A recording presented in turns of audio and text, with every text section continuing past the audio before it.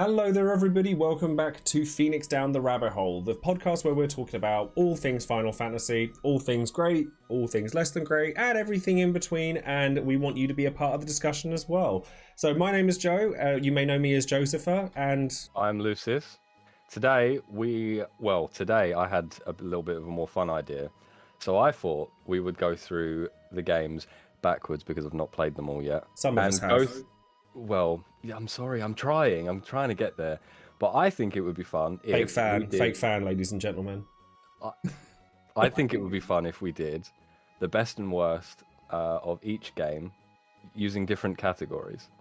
So we're talking about story, battle system, world, protagonist, all fun stuff like that, so that we can have a very adult discussion and not get angry with each other when we disagree about things. And that leads me to my next point. Obviously, a lot of the things that we talk about here are very subjective. It's meant for discussion. It's meant to be a bit of fun. And honestly, I love this idea because ideas I've had for videos in the near future are stuff where I kind of want to do a bit more of the whole ranking and tier listing and stuff like that, because I've always shied away from it in the past, because I've always thought, I don't want to upset anybody. But at the end of the day, half the fun in all this is discussion, but it has to be respectful discussion. And I do also want to touch as well that we got a comment in the last episode. Thank you so much to everyone for watching, by the way. We got really good reception from the first episode. Everyone was so lovely and so kind about it. And we did get some comments on sort of different ways that we can do audio recording and stuff like that, so that we can get around that Zoom call, Discord like quality. So thank you very much for those comments. As soon as I work out how to do that, I will absolutely integrate all of that. But baby steps, right?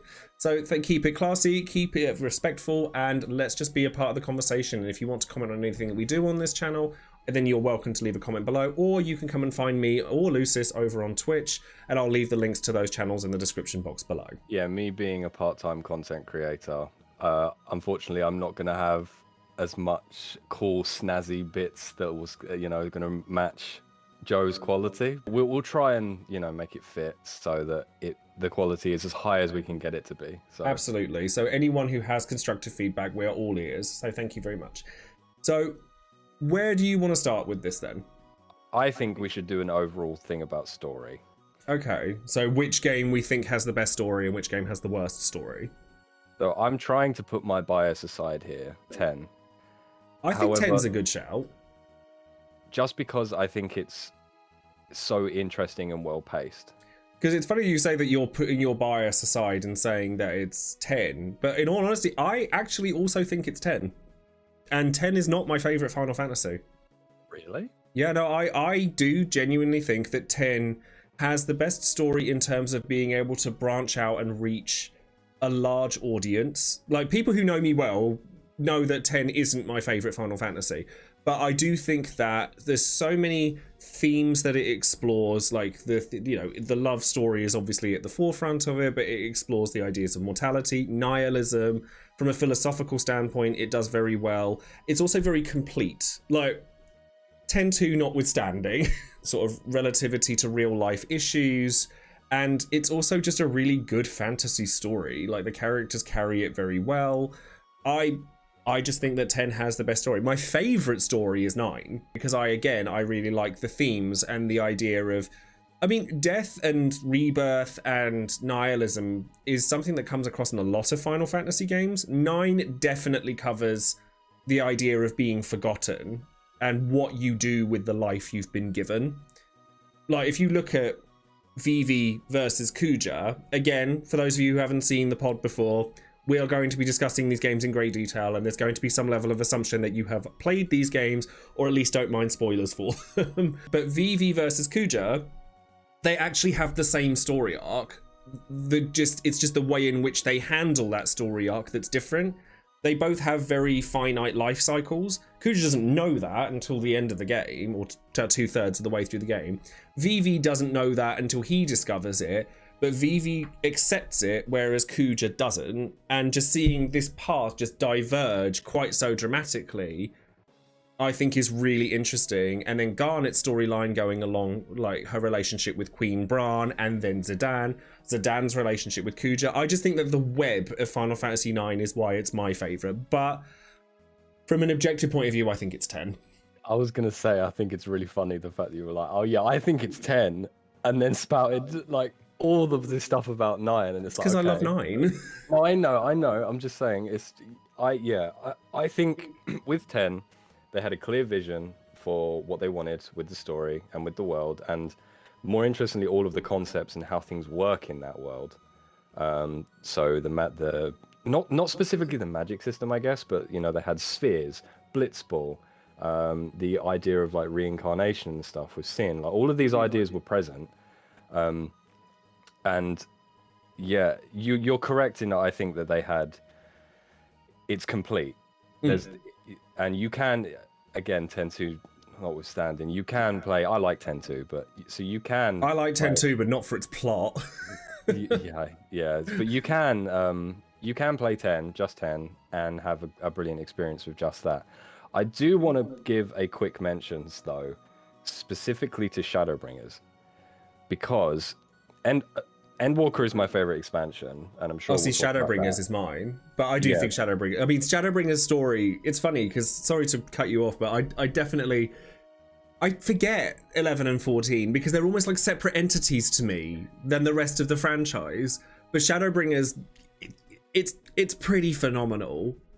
I was going to say we have to put them in the discussion, and the reason why I'm going to Shadowbringers specifically is because Shadowbringers standalone is really good. Yeah, it is. Endwalker is obviously the culmination of a story that's been told over 10 years or so, or something close to 11, or it's crazy how long the game's been running now. It's kind of scary. But yeah, and Shadowbringers is, okay, this story is on its own, because it's an isekai. I only learned what that term meant like a few weeks ago. I'm not an anime person, so I didn't know what that meant.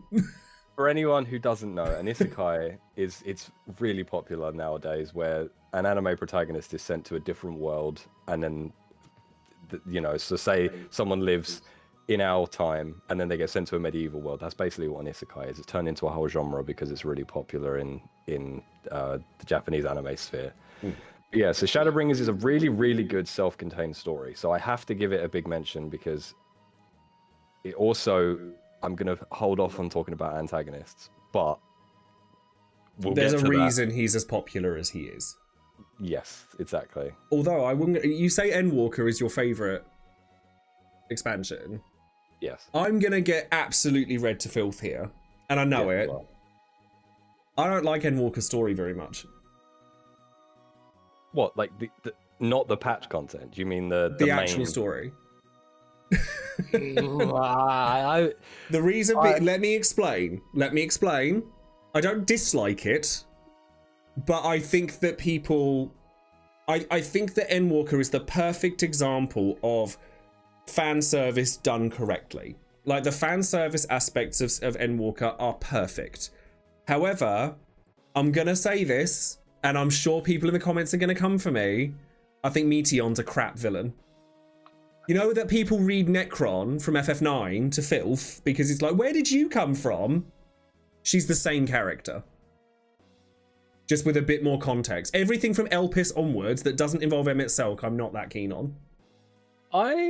So the reason why I would disagree on you on that is because Meteon you meet in Elpis, right? And that is obviously an ancient area and it's back in time. So obviously we just haven't seen. So your main problem is that you haven't seen anything of Meteon, and all of a sudden I think that they bad, right?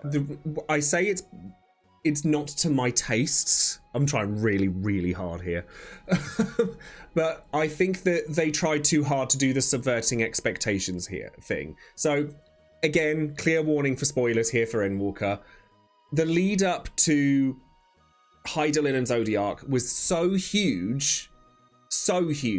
Like you said, FF14's been around for 10 plus years now. And it was this massive thing, and they cut it off and stuck Meteon in there at the end.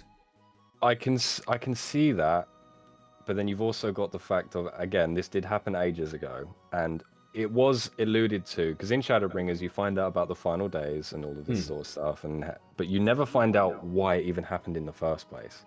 So they deliberately left that in Shadowbringers to be ambiguous. Yes, so they did, yeah. It was one of the questions that I wanted answering, because we know what happened during the final days as of Shadowbringers, because Emmett tells you, and then you know. Yeah. Again, I'm really holding off on talking about Emmett, but I will. And then they left, okay, so what was it that caused this? So we knew something was coming. And then you've got the whole thing as well, is like, if, you know, I feel that Endwalker would have been better had it been 2 separate expansions.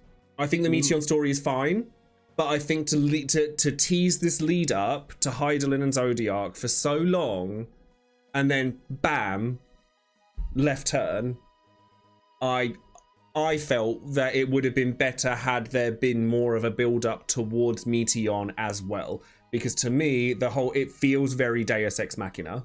I think what they did with Meteion is really good though. So yeah, I don't hate the story for Endwalker. Yeah, so they really didn't just want to do, oh, this is the new big bad, you know, the monster of the week, right? They did write her well, and when it got to the end in Ultima Thor, they showed off a lot of her character, and obviously I like the whole metaphorical aspect of... Yeah, it's nihilism again. And again, actually putting the player through despair, as opposed to what the characters are having to go through as well. You know, each of the Scions disappearing one by one. It's like you need to keep going. Well, that's what I mean about tugging on the heartstrings. Like, they knew how to tug on the heartstrings of the player, and I think they did a very, very good job with that. Like, really good. I don't cry at games. It got you. It got me. It did get me. And people love holding it over me. But so it obviously had an impact, but it's one of those things that, like, in hindsight, as I go back and watch either cutscenes from it again or experience stuff from it again, I think that when you compare Endwalker to Shadowbringers, it's night and day. Because Shadowbringers captured all the themes. It was well paced. Everything was self-contained. Yes, there was a lot of references to previous happenings, and there is an overarching story arc. I just felt that the payoff of Endwalker, despite how much I love everything else about it, I'm trying really hard because I know 14 fans are going to come for me, and I'm really dreading it. I felt it was a little bit... It's fine. You can come for Joe, but not me. I love Endwalker. I'm part of the crowd. But I don't know. I think the ending is incredible, right? Riding on Shinryu, fighting Endsinger at the edge of the universe. I think Endsinger's a crap final villain. I'm sorry, I do. She's literally Necron. They're the same character. This one's just a cute girl with fairy wings on her head. But Endwalker was still like 40 to 50 hours long, right? And they built up a villain. My favourite part of Endwalker was Garlemald. I did really, yeah. Garlemald I thought was brilliant. Garlemald I thought captured everything it needed to. It explored individual characters and the greater world at large. I think Anima being shoved in there for no reason was weird. Should have been a trial. But we had to subvert those expectations. I'm not like with Zodiac. I'm like, I can't. I'm sorry. Garlemald I think is really, really strong. So do I. And I think that Elpis as a self-contained thing is really strong. It's just not what I wanted from a 10-year build-up. I'll agree to disagree here. Because I thought it had more than enough payoff. But I actually wanted to touch upon Garlemald quickly, because all of the themes and the story arc in Garlemald is actually, it's all really human. It's very, very relatable. Yeah, I liked it. It's like there isn't, obviously it's in a fantasy setting and stuff, I get it, but it's really about where you can show compassion to people regardless. And you know, like the scene, I remember because I played through with my girlfriend, and the first scene that made her cry during Endwalker, the sisters. No. I was going to say that there's many scenes that obviously made both of us cry, but the first scene was Euless being given the hot chocolate by the Alamegan soldier. Oh yeah, that was pretty... See, that's what I love, is the minutiae. It doesn't always have to be this massive, bombastic spectacle, even though that is what we love about Final Fantasy. Sometimes the smaller moments make such a big impact. It's just a really small human moment, and you can tell just how much, and even considering that 14 doesn't have the most impressive visuals nowadays, but the way that they direct, they're very expressive characters. Yeah, the way they direct that scene stuff is just still really, really cool. I loved it. So before we end up making this into an entire episode on 14... Yeah, sorry. I just wrote down, actually, because we need to go back. So we need to talk about worst story. So we said we would. 3. So 3. Okay. 3. So again, I think 3 does everything 1 does, just a little bit weaker. Weaker? Yeah. That's interesting. I think again, that it's interesting, but 14, again, not going to go too heavily into 14, obviously picks that story apart and makes it a thing. But if we're just talking about the individual games, I think that 3 is the most basic one. Yeah, from what I've seen, it looks to be, but I guess they were still refining the job system. But again, I've not played 3, unfortunately, so I have to keep this discussion as to why Joe maybe thinks it's not as strong as others. No, only because I think that 1, despite the fact that it's the most basic one because it's the first one, there is still stuff to dive into with 1. Like, I mean, they did a pretty good job of it with Stranger of Paradise, to be honest. Stranger of Paradise does it in a weird way, but it does kind of get there eventually.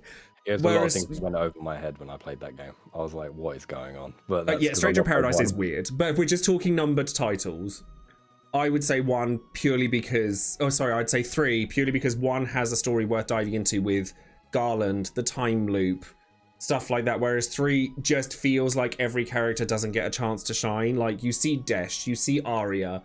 Xander is kind of just there at the very end. And then Cloud of Darkness is I'd say Cloud of Darkness is the first example of a Deus Ex Machina villain, because there's lots of them in Final Fantasy. Zemus is just there. Ultimisia, even to a certain extent. Necron. Yu Yevon's a little bit like that. I get why Yu Yevon is like that, because he's more of a symbol than a person or a character. So I understand it. But I do think that, yeah, I mean, but the trouble is that 1 to 3 are NES titles. They're allowed to have smaller stories. That's fair. They were limited by what they had, So from playing 5, I still love the story in 5 is really weak. I'd agree. It genuinely is. It takes itself a lot less seriously than a lot of the others. Yeah, but I still adore that game. I'd agree. I'd say from 4 onwards, I'd say 5 has probably one of the weakest stories. They call it the Saturday morning cartoon of Final Fantasy. It really is, like the go get the crystals, big bad guy. Yeah, it's yeah.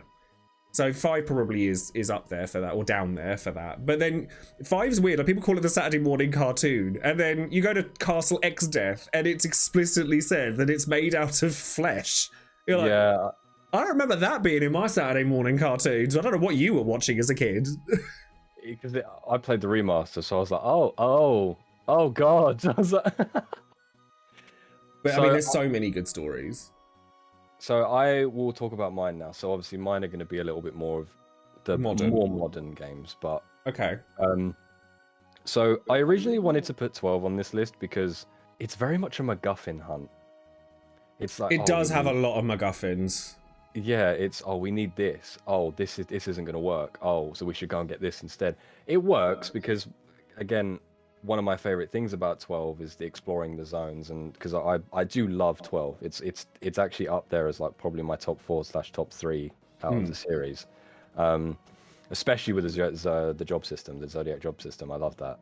But yeah, the hunting for MacGuffins, and then it's very political, like very, very political, which isn't a bad thing, because I think 16 is going to be doing that as well. But I don't think it's really portrayed in the best way. I think that it's such a left turn from the storytelling style of other Final Fantasies that a lot of people consider it to be really weak. I love the story for 12 because I think it's interesting. Like, I made a video a while back where I was explaining why Varn is actually a better protagonist than people give him credit. People are like, oh, he's just there. It's like, yes, but that's actually quite a prolific storytelling technique, is to see the world through a person's eyes, like an onlooker. He actually is relevant to the story. But similar to what they do with Tidus. You experience Spira through Tidus's eyes because he doesn't know anything about the world. But Tidus is more, because one of us can pronounce his name correctly. Tidus is still very relevant to the plot. The whole story arc is, this is my story. I mean, it's not, it's Yuna's, but whatever. But with 12, the story, a lot of it does happen off screen, which I think is quite jarring for a lot of people. Like, you don't see a lot of the build up to a lot of things. You're just kind of walking into the aftermath of stuff that's happened. So I can see why people dislike it. I enjoy it, but I enjoy it more now as a 30-plus-year-old man than I did when I was 17 and the game came out, or somewhere around that era.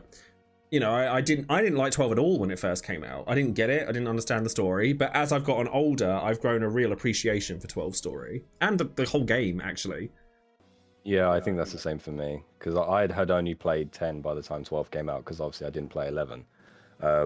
So 12 was the first Final Fantasy game that came out. We spoke about the build-up for a Final Fantasy game before. 12 was mine. That was the first game that I was there for, the trailers and everything that were coming out before it came out. And yeah, I think I just didn't get it as a kid. Yeah, I did enjoy it more, and I reckon if I play through it again, it's probably going to only go up even higher. I am going to say, though, people who say, oh, you know, FF12 is just Star Wars, get out. I've heard that. Get out. No, I refuse. No. People will jump through hoops to tell you how close it is to Star Wars. I'm just like, stop it, please. Because Star Wars is based on a movie itself. It's a storytelling style. You can't relate it to Star Wars. Just because Star Wars does use a lot of similar things, they're not the same story. There's so many things you can say that, oh, it's just Star Wars. Yeah. I have to talk about the other ones, right? So the thing is, it's like we've sat there and we've gone from bests and worsts for like different things, and we've spent the last 25 minutes talking about one aspect. I know, that's what I mean. It's like 6 has an amazing story. 7 has an iconic story that I don't think it's aged as well as some of the others. 8 has a bizarre story that I think is... 8 has such a bizarre story that I think it's very split. People are really not sure if they love it or if they hate it. But I think that some of the storytelling techniques they do in 8 are absolute BS. Irvin? No. I was going to bring up 13 and 8, and for different reasons. So for 13, the weakest stories. Yes, yeah. So 13, too much of it is told through data logs. They do not give you the information on how the world works and what happens, and that might be due to time constraints. Possibly. Which would make sense for Square during that era, right? Even they do struggle with some delays, because obviously games are getting bigger and there's a lot more in them now. So, and then 8 is... I don't know. I still can't get over this. I really feel that the whole orphanage part, when they suddenly knew each other and all of this, maybe I didn't understand it properly. Where did that come from? It was really out of left field. And the fact that Irvin knew all about it, but didn't say anything because he didn't know if people were just ignoring him.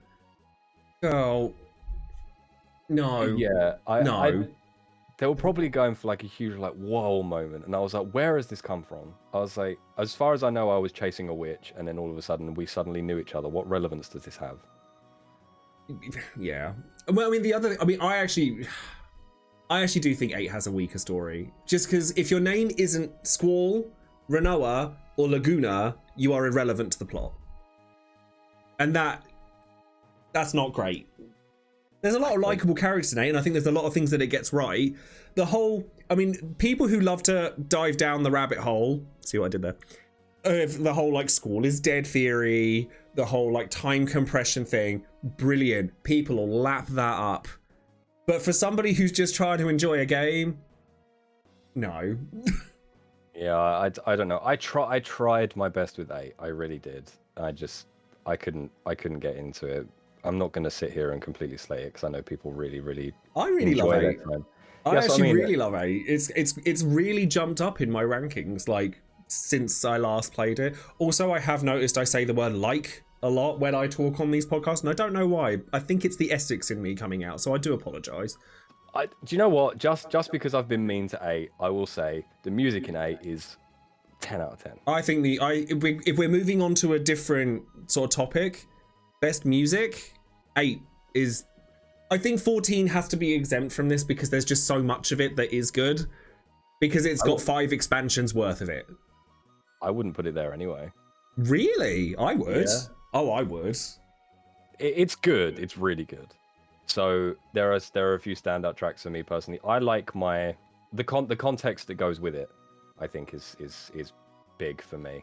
Yeah. So as to how much I like a track, and so I think the end singer music is incredible. The medley of all of it. I now realize we're leaving 14 out of this. I'm talking about it anyway. Okay, I'm not going to stop you. I tell you what, we will come back to the music of 14. We will do an episode specifically on the music of 14 because I think there's enough of it that I think it warrants its own episode. Fair? It does. But if we're going to quite sort of quick fire it, I would say apart from 14, 8 has the best overall soundtrack. I think the prelude often gets me. So when I opened up Final Fantasy VII Remake, after waiting for that game for so long, and then you open it up and then the prelude theme plays and then it breaks into, because it's a mix of the two, isn't it? It's the prelude and the main theme mixed together. Kind of, yeah. And yeah, that I actually may have broke down before I even pressed start game. See, I don't get like that. It takes so, honestly, people talk about me breaking down with Endwalker. I don't do that with games very often. It takes a lot for a game to really hit me like that. Like really hit me. Like ending of FF10 didn't get me. Ending of Crisis Core didn't get me. Most of 14 didn't really get me. Endwalker did. And Shadowbringers did once. 5.3. Enough said. So which game has your favourite overall soundtrack? 7. I think a lot of people would say 10. Again. 7. 7? There's Or so 6. many songs. 6 has got some amazing music. We'll get to that. You think 6 is weak? So wait, well no, we'll come back to it because we are going to do about worst. So You think 6 is the worst? I've got some takes. Oh god, okay. Oh, I'm also going to clarify something quickly. Last episode I said I felt 6 was overrated. And I had so many people come for me. I'm going to clarify this. Final Fantasy VI is still in my top 3 Final Fantasies of all time. I just think that people think that game is perfect when it isn't. I don't like the fact that people read Final Fantasy VIII for having a weird like progression system and don't say the same thing about Final Fantasy VI when you are literally punished for leveling up in the first half of the game. Not in my top 3. That is all I meant. So I apologize if I offended anybody. Anyways, Yeah. right, okay. Yeah, so 7 I think has my favorite overall soundtrack. I just want to hear about 6 now. So I'm not gonna lie. we'll get to that. So Eris theme, Tifa's theme, the world map theme, Genova. I think the main battle theme. It's iconic. Let the battles begin is iconic. There's so many songs in the 7 soundtrack that I can just listen to and love. Cosmo Canyon. That is really good. I'm always vibing to Cosmo Canyon. Cosmo Canyon is pretty great. I mean, even the area themes are amazing. I love them. Okay, So- we've heard that. Why is 6 bad? I was also going to say I do love 10's music, but fine. So I need to know now. fine. So Searching for Friends, Dancing Mad. So I like Searching for Friends. I like that a lot. That song is good. I like that a lot. I don't like Dancing Mad. You're wrong, but that's fine. I feel like it was Uematsu was like, I'm gonna do this because I can, not if I should. One of the times I went to Distant Worlds, they played Dancing Mad, the whole thing, on the Royal Albert Hall's church organ, and it is the single best piece of music I have ever heard live. I hate the sound of the organ, the instrument in general. That. So this is the thing is, it's just a bit long as well, isn't it? 6 has a few like that, like Maria and Draco. That's pretty long, but it's really good though. Oh, the whole opera thing as well. I hate. You opera. can't tell me you don't like Maria and Draco. I don't like opera. This is what I'm saying. You said people are going to read you to filth about Endwalker. People can come for me for this. It's fine. I understand. But 6 is just the music is not that good, in my opinion. For me, I just didn't enjoy it too much. I think the main battle theme is okay. It's really good. The boss battle theme. It's okay. Lucis. I'm sorry. Decisive battle. It's so good. Oh, there are just other battle themes and other boss themes that I think are way better. Okay. And I know people are going to come for me on that one, and it is what it is. But it's just because I remember playing the game and I was sitting there and I was like, I'm not enjoying the music, because I really, really pay attention to music whenever I play games, especially for the first time, because it's a big deal for me. And I just couldn't get behind it. Okay. I'm just gonna say it like this for the rest of the pod now. I'll be like, I know I'm sorry. I'm sorry. So at least it's means fine. I'm sure other people did that when I said that I thought that Meteor was crap. So fine. Yeah, I'm gonna catch the heat and not you this time. So I don't know. I think we're both in contention for it. But for me, worst, I would say initially I used to think it was 2, but having played Pixel Remaster, and I've played the Pixel Remasters a lot lately. Pandemonium goes off. Rebel Army goes off. The main theme goes off. The battle theme's actually pretty good too. So I actually think it's 3. I'm not a Final Fantasy 3 hater, I promise. But apart from Eternal Wind, which, let's face it, is 14's now. Let's be real. 14 now owns that. It's Graha's theme. I was going to say, again, they attributed it to a character and a more important moment, so therefore that's now 14's song. Yeah, to me. They ate that. But apart from that, and I guess Cloud of Darkness's theme, actually no, Crystal Tower's pretty good too. See, this is the thing. I say it's the weakest. That's not to say it's bad, because it's not. None of them are bad. Although I will say, actually, 11, I really like the composition of 11's music, but because of the instruments they use and the limited tech they had to do it, I don't think it comes across very well. 11 is the only Final Fantasy game I haven't played. It's the only one. And that will change soon, I promise. Maybe after 16 and all the craziness of June, we'll get to 11 at some point. Whenever I've heard 11 music being played in other means, whether it be through spin-off titles, mobile stuff, theatre rhythm, etc., I don't have the memories attached to it, so I can only look at it from the point of view of the piece of music, and I feel the instruments let it down quite a lot. Ronafure is lovely though. Yeah, sound font can definitely be an attributing factor, so limitations and stuff. So I understand that, because I've heard some of 11's music at Distant Worlds, and I really liked it. Yeah, I liked it in Distant Worlds. Like Ronafure, I thought was really, really nice. So I would like to experience it with the context behind it. Going on from music then. I was going to say, we touched upon it earlier, we should go back to it. So okay. I mentioned Antagonist, but I feel like we should do Protagonist first. Okay, well, your favorite and least favorite protagonists. So Protagonist and Antagonist.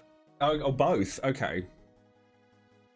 I'm not going to say Warrior of Light, because I think that while I love Warrior of Light and I love the image of Warrior of Light, he's kind of a nothing character in FF1. Like, they've expanded upon him greatly in other games, but if we're just taking them from the games they come from, he's not really that big a character.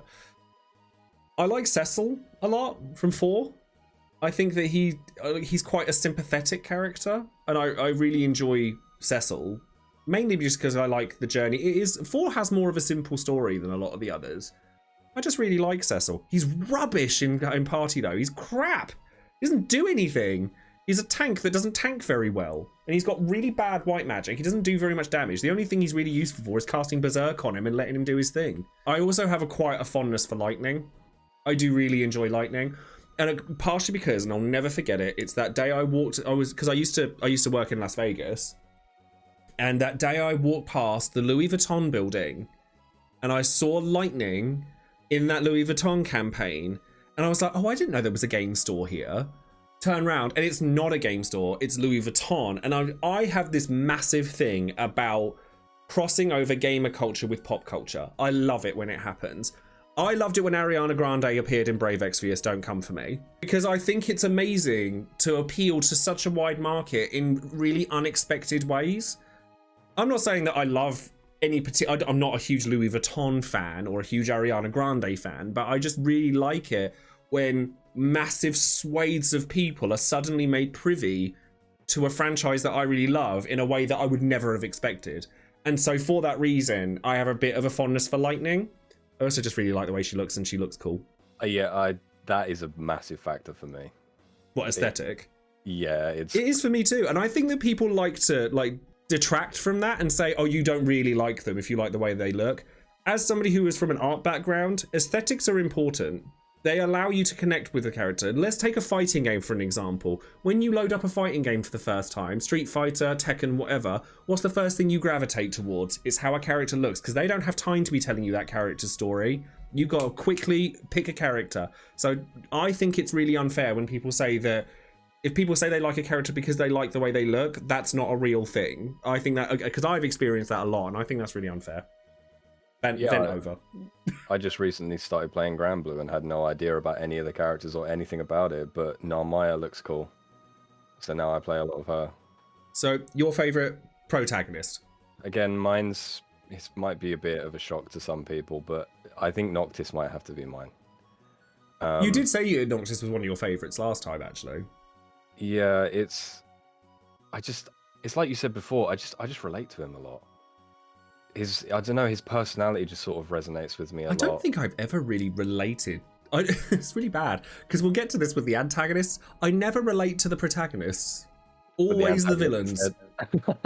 Always the villains. I think maybe my favourite villain is me. I'd say Firion. I know it's a bit of a cop-out answer, but it's probably Firion. Who have we got, right? Out of the games I've played, so you've got... So from 5 onwards, right? Yeah, so... Bart's, Terra, Cloud, Squall, Zidane, Tidus, you for 11, Varn, Lightning, your character in 14, and Noctis. We're leaving spin-offs out of this for now. We'll get to spin-offs, don't worry. But for now, we'll keep it to the numbered titles. See, I gravitate towards saying Varn, which is... I think many people do. I like Varn. So I mean, I like him. It's just I love Thran and Balthea. So it's one of those things. So again, another thing is I also... You mean Han Solo and Chewie? I'm also not a huge fan of Tidus, believe it or not. Even though 10's my favorite game, I gravitate more towards the party in that game as well. You hate him so much you can't say his name right. Drag him. Drag him. No, I gravitate way more towards like Yuna. So the two examples is Yuna, Lulu, and Waka's relationship. I really like that older brother and sister relationship they have for her, and Auron. We spoke about Auron before in the last episode. Love just the mature character, just giving insight to the youngins. And then go on. And then with 12, as I said, I tend to prefer the rest of the party members to the main character, so I have to gravitate there. So okay, I think that 10 has the weakest villains. I don't like Seymour or Jecht. I don't care which one people say is the main antagonist. I don't like either of them. I think they're both a bit rubbish. Yeah, I would say so. What you've got Yu Yevon, Sin, Seymour, and Jecht. None of those are particularly good. No, I think that Jecht... It's hard to call Jecht a villain because he isn't one, and yet he's thrust into the role of one. I guess that's the point. That is the point with Jecht. He isn't a villain, but he has to be one. Seymour, I think Seymour comes in to 10 really grandiose, properly has this villain vibe, and then by the end it's like, oh, just go away. He just becomes annoying rather than a good villain. Like when you fight him over and over and over again, he doesn't succeed at anything he does apart from killing a few Ronso. Which he doesn't even... He says, oh, I've eliminated all the Ronso. And then you load up 10-2 and they're all back again. You're like, well, you didn't do a very good job of it, did you? Yeah, the ones that weren't at Gagazette, I guess. But they left that bit out. I mean, Kuja's my favourite villain. For relatability. Because he is afraid of dying. Well, I have two, actually. I mean, Emmett Selk is the one everyone says. Which is fair. I completely understand his popularity. 100% I do. But he's not my favourite. Even though he probably should be. My favourites are Sephiroth and Kuja. Sephiroth just simply because of iconography. That man is a gaming legend. Like, he is... When you think of Final Fantasy, you see him. Or Cloud. Straight up.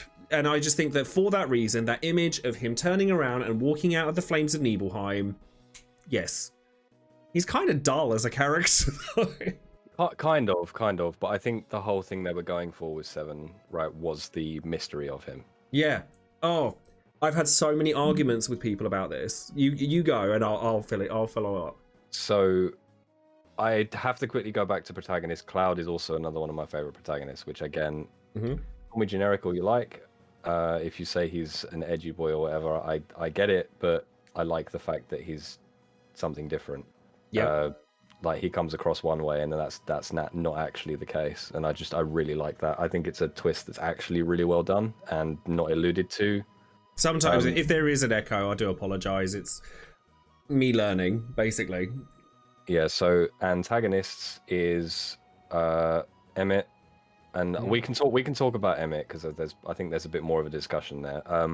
And the other one is Sephiroth is definitely up there, but I'm trying to think of like other ones so we can talk about other people as well. Well, I will say with Kuja, I think that the reason I like him, his aesthetic is really cool to me. They're like taking androgyny to the next level. I really like his methods. Like when you describe Kuja, Kuja's image is not what you get. Kuja is a weapons dealer who manipulates the queen into starting wars on other people. He actually, like, when I think of his imagery without his description, I think more of like a Jafar from Aladdin type image. And then you look at Kuja and you're like, ooh, work.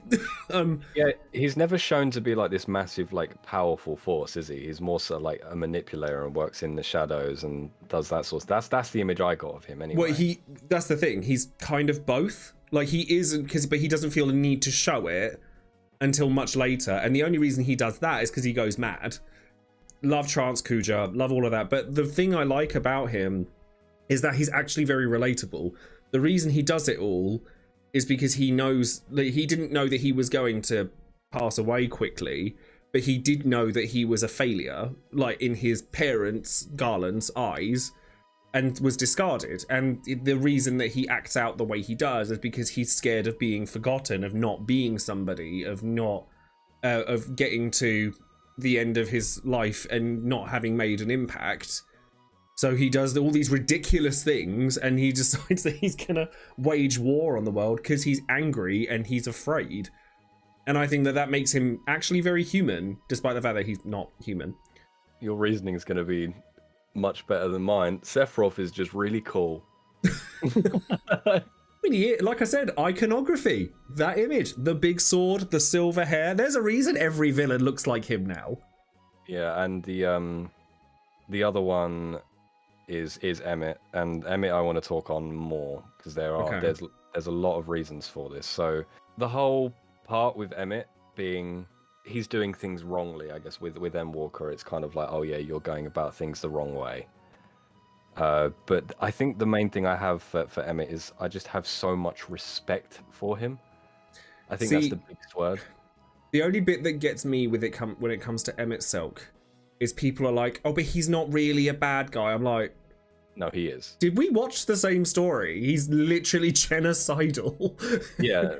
I know he's a villain, and obviously it doesn't matter what he did in Endwalker to make up for it. He killed millions and millions of people. He literally, forgive the wording, but he's literally Final Fantasy's equivalent to Hitler.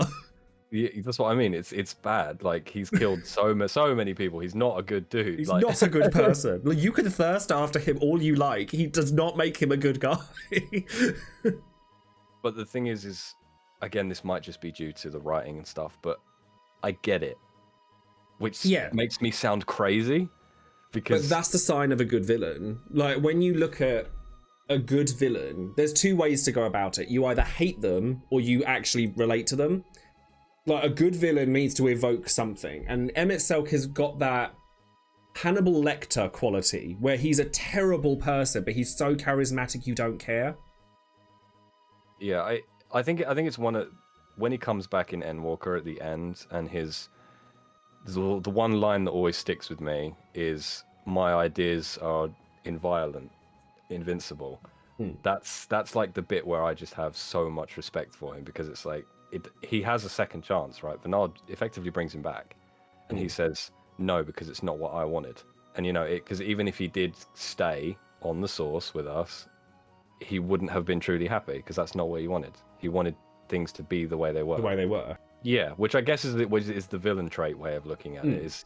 But then obviously you've got the fact that I look at it as, okay, yeah, that's pretty cool. But as I say, you find that's a common trait among a lot of FF villains. Sephiroth is like it. Like, he couldn't get over the reason for his being born, and so decided, you know what, I will take this reason for being born and I'll make it so that I am superior, not inferior. Kuja did the same thing.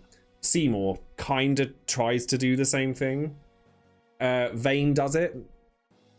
Emmett does it. Arden does it. Loads of Arden. I like Arden a lot too. I like Arden. I think he's woefully underrepresented, as are most characters in 15 and 13 by the games they're in. So should we talk about worst antagonists? What, are you going to say Kefka? No. I was going to say, no. If you say Kefka's Kefka, I'm walking off this podcast right now. No, I don't hate 6. Kefka I is don't know. good, I disagree. Drag him. Drag FF6. Tell everyone you think it's the worst game in the world and why. No, because it isn't. It isn't. I did enjoy playing 6. There's just things about it that I just didn't like. So, if we're talking about worst villains, 13, right? What's happening? Who am I fighting against? Who is the villain? Like, Barthandelus? It's the Fal'Cie, but 13, the villain in 13 is more the hierarchy than a singular entity. Like, it's Orphan and it's Barthandelus, but it's neither, because you're kind of doing what they want. And I think 13 was always supposed to be a trilogy, so if you take 13 on its own, the end of 13 is a bit wonky. It doesn't help that you kill Orphan with the power of friendship. It's a bit lame. It's when I was talking about with Endwalker, with this really human element in Garlemald. 13 feels like the complete opposite. It doesn't. Everything is divine and fate, destiny. It's like they take the whole you're fighting against your fate thing and run with it. Yeah, so I find it a lot harder to, especially when it comes to antagonists, to be invested, because I'm like, well, why? Like, I get it. You don't want to be turned into crystal or turned into a monster. I understand. But that's about it. That was the only driving force I personally had. Again, I was younger when it came out, I guess. So. I mean, while I don't love Jex and Seymour, I don't think they're the weakest. I'd say Cloud of Darkness and Exdeath are the weakest, because they're just forces of nature. That's it. I kind of love Exdeath, though. Like, again, I love the cartoon, like, like yeah, villain. I mean, that's the thing. Like, there is something to be said for that. I'd say Cloud of Darkness purely because Cloud of Darkness is a Deus Ex Machina and just the void, the force of nature. 14, again, expands on Cloud of Darkness quite a lot, but in the context of just FF3, she's kind of a nothing character. Or they. But Exdeath is very... like, his origin point is a bit weird. He's a tree. He is very sort of mustache twirling, cackling villain. I love him. I don't hate it. I just think that if you want the mustache twirling, cackling villain, you take Exdeath, and then you get Kefka, who takes that turns the volume up to 11 on everything with that, and I live for Kefka. I do love Kefka. I think he's brilliant. I think the scenes he's in are awesome. I'm not gonna lie, I kind of wish I'm relating him to the Joker again, right? Because obviously these two characters are obviously very alike. The Joker, the reason why I love the Joker is because he doesn't fight Batman directly, and the few times he has, it's awful. So you think of Arkham Asylum, right? He turns into this big hulking thing and turns into a boss fight, and everyone hated it. So, because that's not what that character is. And then the whole thing with Kefka turning into God Kefka at the end, and it's like fighting you because he's so powerful. I don't know. I feel like him being manipulative and all that sort of stuff and being clever is more him. Well, I mean, Kefka I love in Final Fantasy VI. I don't like Kefka in anything other than Final Fantasy VI, because for some reason they seem to forget, like Dissidia, the PSP Dissidias and stuff like that, seem to forget that he is more manipulative and clever than Ronald McDonald with magic. I don't get why they go that direction with him. In the few instances you see him, he's terrifying. But they don't seem to happen very often in anything except for Final Fantasy VI. I want the Kefka that poisoned the waters of Doma. I want the Kefka that, you know, kicked his emperor off a cliff like by just literally like booting him in the face. I want the one that turned around and like massacred General Leo because he felt like it. That's what I mean. He's. I guess you are right. He is just more wacky now. I don't understand why. I think that it's a very strange turn for him, and I think he's a brilliant villain. And I disagree about him. I think that comparing him to the Joker is unfair because they're both clown-like figures. Sure, they're both crazy. Sure, but Kefka does ascend beyond that, and I think that this is something I really like about both him and Sephiroth, is that they are scariest when they're not on screen.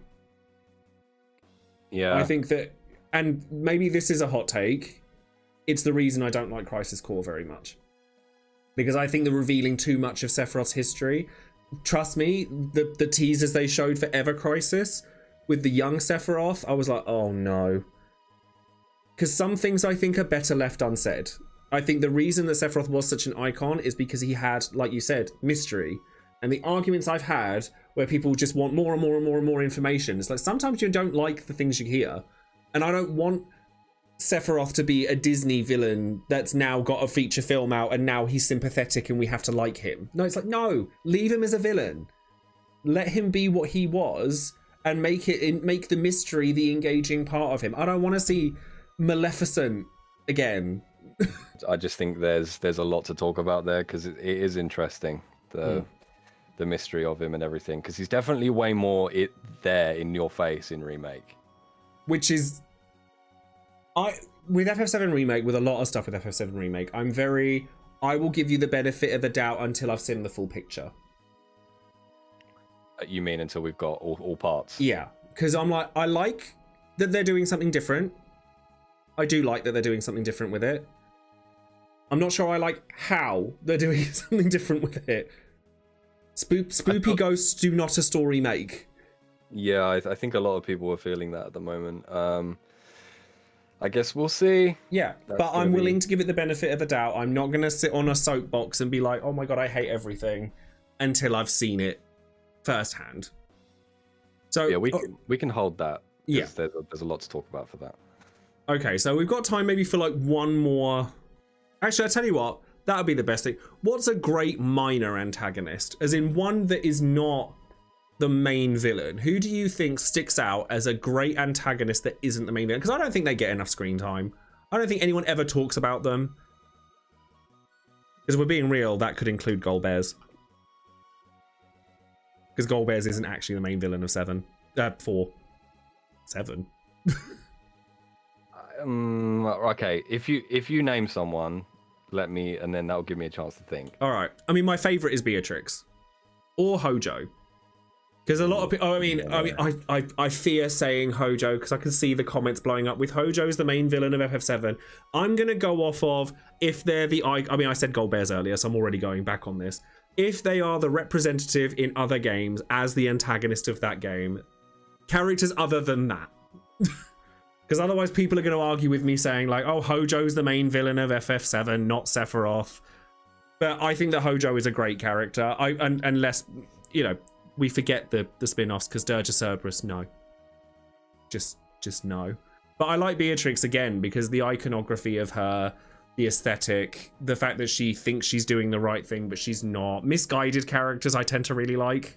I think the fact that her musical themes are amazing, both her battle theme. But everyone talks about Rose of May being her theme, but Sword of Doubt, her battle theme, also amazing, and no one ever talks about it. The first few times that you fight her, she absolutely wrecks you. Like, that was probably the first encounter I'd had with an unwinnable boss fight. Oh my god, just like a threat through gameplay. I love it so much. Yeah, it makes her scary.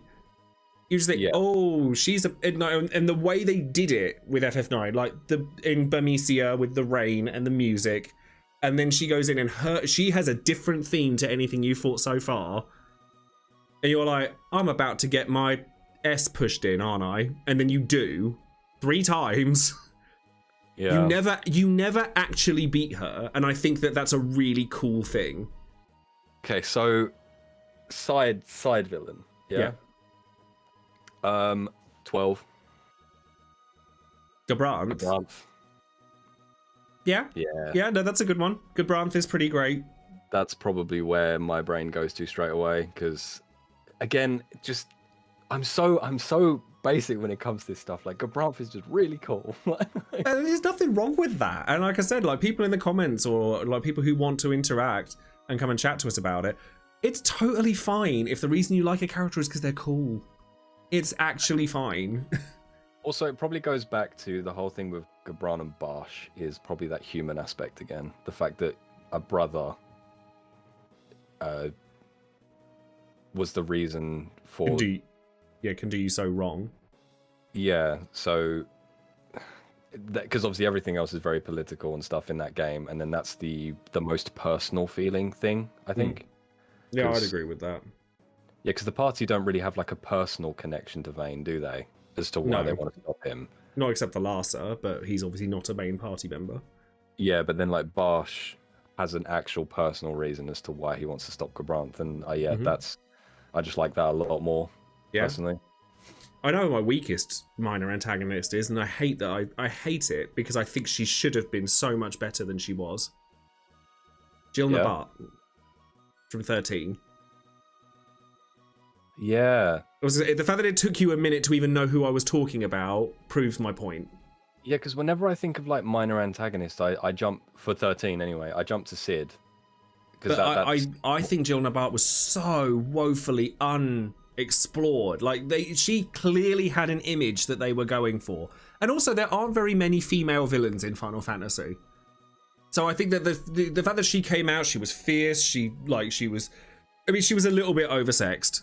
To be, I could have done with that being a little bit, turn that down a little bit.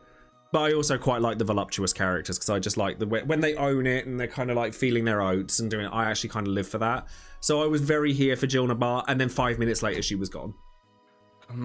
I think Darge had more lines than she did, and he was a crystal, and that's not right. I can't think of any others that are... The thing is because I said Gabranth, right? But I still think Gabranth is very iconic, even for not being the main villain, right? Because he's on the box art, right? That's probably a good place to call it, right? Yeah, I think so. I mean, there are a lot of other topics that we could talk about, best and worst. And as I said, like, I do really want to make these kinds of videos for stuff because I actually really enjoy these kinds of conversations and asking people what their favorites are, what their least favorites are, what their top X thing is. I love all that kind of conversation, but I don't ever get to explore it very much. So I would like to definitely do more videos like that. So I'm actually really enjoying this conversation. And if those of you who are watching want to continue that kind of conversation and want to talk to either of us, you're welcome to come and follow us on Twitch, and you can come and chat to us live about it on that. I have my Discord server linked down below as well if you want to continue the conversation there. And obviously we're going to continue to make more episodes of Phoenix Down the Rabbit Hole. So let us know in the comments below if there's any topics that you would like us to cover. If you would like a part 2 for this kind of discussion, because we didn't talk about the iconography, like the best characters in terms of their combat, like aesthetics and character design. We sat there and talked loads about, like, we like a character because they look cool. Why not make a character like who's the coolest looking character? That kind of thing. Any kind of topics that you would like us to cover, definitely leave a comment down below and we'll see if we can cover that. Hopefully, I'm not going to kind of like get people's hopes up, but I have a few guests that are interested in coming and joining us in the near future as well, which would be very cool. And I need to stop swinging on my checks. I notice I do that a lot as well. And yeah, and I think that's the pod. I think that's everything. So don't forget to like the video, subscribe to the channel, and click the bell for notifications on any other videos that I might be making or any other podcast episodes. Obviously, this is a very new podcast. So if you share it out to your friends who like Final Fantasy or want to chat to us about any of that stuff, then it's always very much appreciated. And yeah, I think that's it from me. So anything else you'd like to add before we leave that? I'm so sorry, Final Fantasy 6 fans. You should be. That's one of the main things. You should be. I guess I should probably say I have started streaming more now. So if you want to come and find me, you can. It's I'll mainly make sure that there's talking- links in the description box, or if wherever you're listening to this, I'll make sure that there are links to both of our social channels. Yeah, so I'm holding off on jumping back into YouTube at the moment, so just streams for now. But yeah, I appreciate everyone for watching. It's always fun recording these. I have a blast every time. Yeah, it's been really enjoyable, so I definitely look forward to doing more. So yeah, anyways, thank you all very much for watching, and we'll see you all next time. Take care, everyone. Bye. Bye.